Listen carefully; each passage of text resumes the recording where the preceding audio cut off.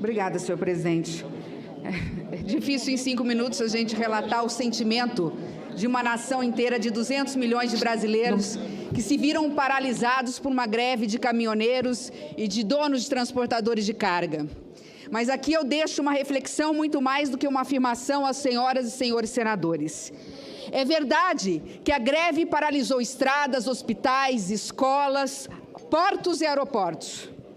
É verdade que a população, pela primeira vez em muito tempo na história, ou pelo menos na história recente, se viu ameaçada de desabastecimento dos produtos mais básicos e essenciais e de remédios.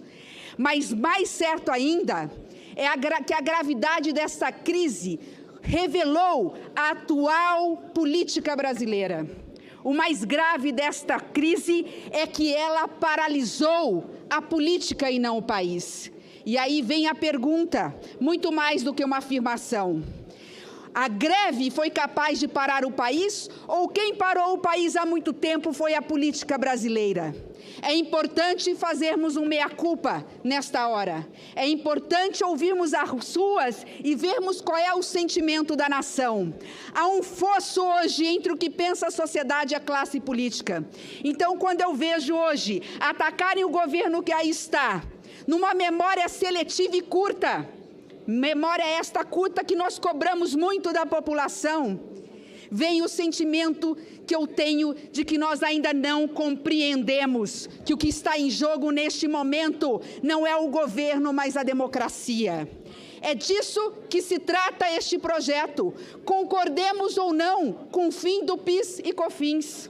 Ou nós aprovamos esse projeto e confiamos que o governo, para cumprir um acordo e fazer o país voltar à estabilidade, vai fazer as medidas necessárias, ou nós estamos contribuindo para o caos. Não pensem, as senhoras e senhores senadores, que nós estamos aqui para votar um projeto e que, uma vez votado de uma forma ou de outra, nós estamos estancando a causa ou as causas dessa crise. As causas são muito mais profundas, a começar pela falta de legitimidade, não do presidente da República, mas segundo a opinião pública de todos nós.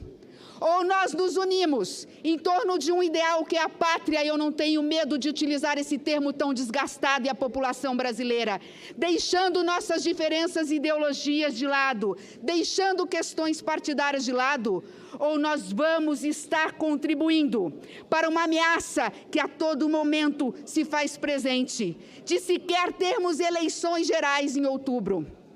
O que nós estamos fazendo aqui hoje é assumindo a responsabilidade de votar um projeto, mas é um projeto de nação, não um projeto que veio da Câmara dos Deputados. Ouvi, senhor presidente, atentamente, alguns dizendo, faltou inteligência e compreensão do governo de que essa crise estava iminente, porque há 7 meses há essa demanda dos transportadores. A crise é muito maior e a demanda vem de muitos anos, senador Armando. Há 50 anos nós escolhemos, na época de JK, para incentivar a indústria automobilística a sucatear a malha ferroviária.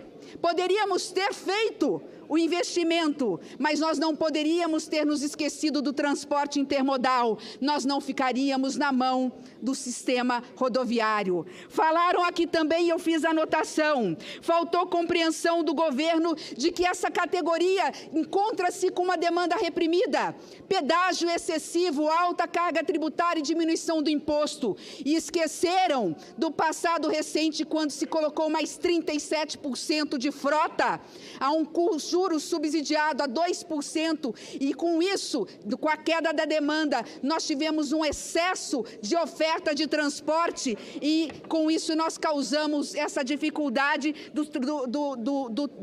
do caminhoneiro não conseguir recuperar sequer as despesas nas estradas. Mas eu não vou falar do passado. Mais do que isso, falta compreensão do que a população está pensando.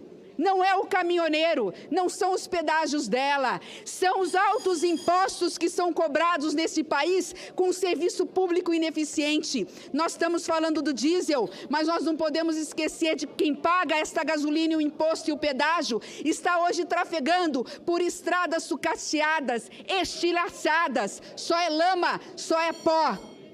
Portanto, senhor presidente, aqui o que está em jogo, e o pior dos mundos é pensar que não, o que está em jogo é um projeto de nação. Que passa pela estabilidade das instituições, que passa por termos a garantia de que a democracia é forte neste país e que nada e absolutamente nada nem ninguém é capaz de abalá-la. O que está em jogo neste país é termos um Congresso Nacional responsável de garantir que em outubro nós teremos eleição e, mais do que isso, que nós sejamos capazes de dialogar com todos num amplo pacto pelo país e pela nação, porque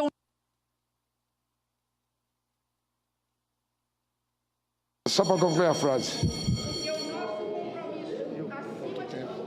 Desculpa. É com o país e com o povo brasileiro. Obrigado, senhor presidente. Agradeço a Vossa Excelência. Pelo